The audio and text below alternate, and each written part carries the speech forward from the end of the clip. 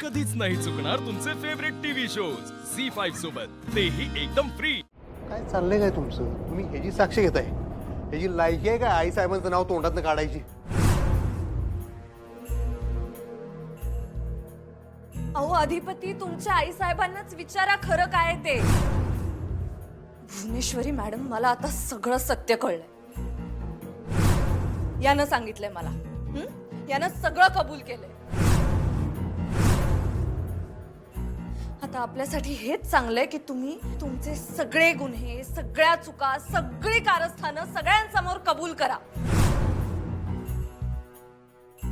बाबांची माफी मागा आणि स्वतः हे घर सोडून निघून जा।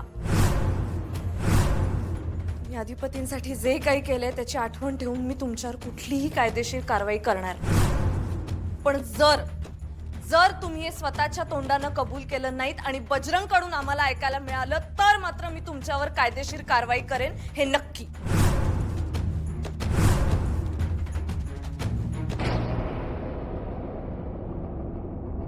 तुम्ही काय करताय सुनबाई? तुमच्या तोंडानं पहिल्यापासून सगळं कबूल करणार आहात की याला सांगू देत? काय कबूल करू आम्ही? हा, तुम्हाला माहित नाही तुम्ही काय केलं ते? काय केलं काय आम्ही? तेच जे तुम्ही केलंय। आम्ही काही केलंच नाही। हो, किती खोटं बोलताय तुम्ही। दादांत खोटं बोलताय। आम्ही खरंच बोलतोय। म्हणजे तुमचं असं म्हणणं आहे की तुम्ही याला जेलमधून बाहेर काढत नव्हता, तुम्ही याला हॉस्पिटलमध्ये पाठवत नव्हता, मला वेडी ठरवायचं आणि इथे बाबांशी लग्न करायचं हा तुमचा प्लॅन नव्हता? हवेत गोळ्या झाडू नका हो. खरंय अक्षरा, पहिल्यापासून हिला हेच हवं होतं। या घरात ह्या बाईनं पहिलं पाऊल टाकलं ना, तेव्हाच आमची श्रीमंती बघून डोळे फिरले होते हिचे। ग बसा जरा, ग बसा।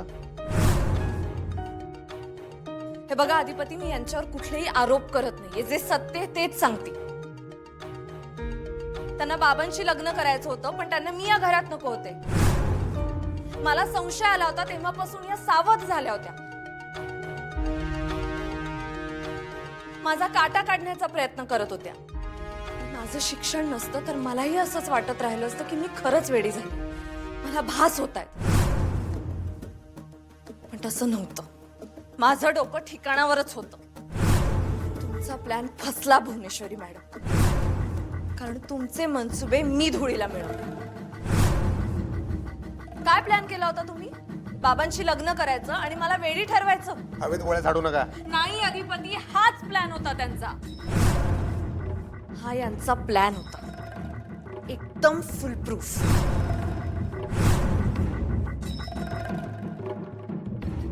व्यवस्थित सगळं प्लॅन केलं होतं।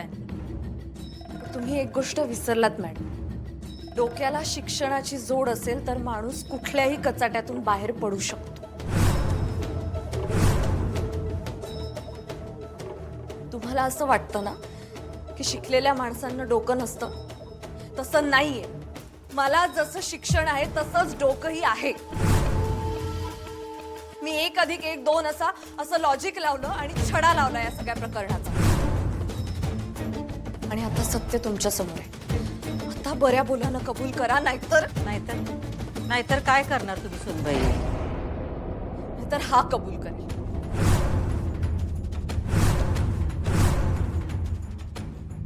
हे सगळं काय चाललंय मास्तरीन बाई? तुमचं ठरलंय मॅडम, तुम्ही बोलणार नाही ते? सुनबाई, आम्ही काय केलंच नाही तर आम्ही काय बोलणार? हा, ठीक आहे, आता तुमची मर्जी। आता तो तर बोलेलच, पण आता माझ्याही हातात काही राहणार नाही। आज तुमचा खरा चेहरा अधिपतींसमोर, आज त्यांना कळेल की तुम्ही किती पाताळयंत्री आहात, किती आतल्या गाठीचे आहात। काही प्रेम नाहीये तुमचं, तुम्ही जे म्हणता ना अधिपतींवर प्रेम आहे, या घरावर प्रेम आहे, तसं काहीही नाहीये। तुम्ही म्हणता तसं तुमचं बाबांवरही प्रेम नाहीये, तुम्हाला फक्त सत्ता हवीये, ताकद हवीये, तुम्हाला राज्य करायचंय या घरावर, आणि हे सगळं तुम्ही करताय या घरावर कंट्रोल मिळवण्यासाठी। पण आज तुमचं सत्य सगळ्यांसमोर येणार आहे। सांग बजरंग, सांग खरं सांग।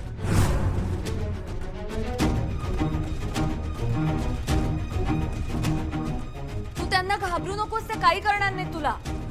तू बोल, तू बिनधास्तपणे बोल. अधिपतींना सत्य कळलं ना की ते सत्याच्याच बाजूने उभे राहतील. तू बोल बजरंग, तुला काही होणार नाही, तू बोल.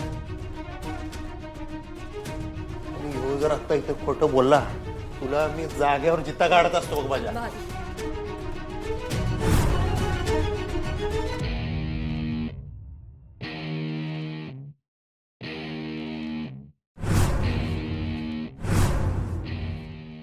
बजरंग, तू त्यांच्याकडे बघू नकोस. बजरंग, तू त्यांच्याकडे बघू नकोस. तू खरं सांग, अधिपतींना खरं सांग. कसं सांगू कसं सांगू म्हणजे? टीचर मॅडम नंतर बोलू ना. नंतर का, आत्ता बोल ना. म्हणजे सगळ्यांसमोर. अरे तुला अधिपतींसमोर सगळं सांगायचं म्हणून इथे बोलवलंय ना. आता आता सगळे तर सगळ्यांसमोर सांग.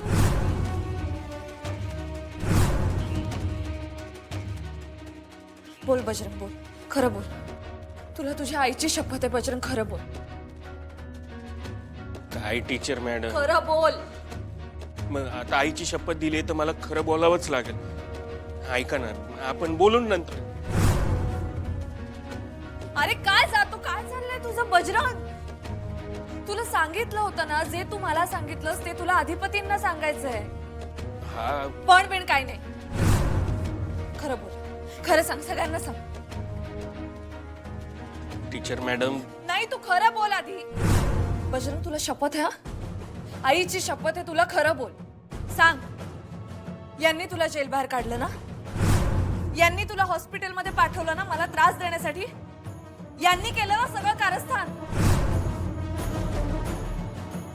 Teacher madam. तुला शपथ आहे बजरंग, खरं बोल. सांग, यांनी केलं ना? अरे तू बोल ना, तू खरं बोल ना. यांनी तुला जेल बाहेर काढलं ना? हा, यांनी तुला हॉस्पिटलमध्ये पाठवलं, मला त्रास द्यायला सांगितलं. यांनी केलं ना सगळं कारस्थान? तू बोल ना बजरंग. कोणी? अरे भुवनेश्वरी मॅडमनी. त्यांनी काय केलं? काय केलं म्हणजे तेच ना, तेच जे तू मला सांगितलंस. काय सांगितलं? उलट तुम्हीच मला सांगितलं ना. बजरंग, असं का करतोयस तू?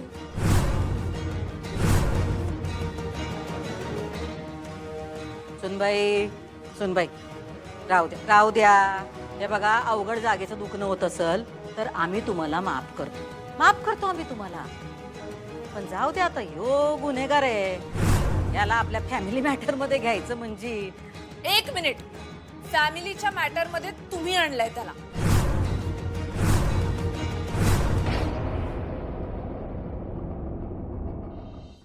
झी5 ॲप डाउनलोड करा आणि पहा सर्व एपिसोड्स एकदम फ्री.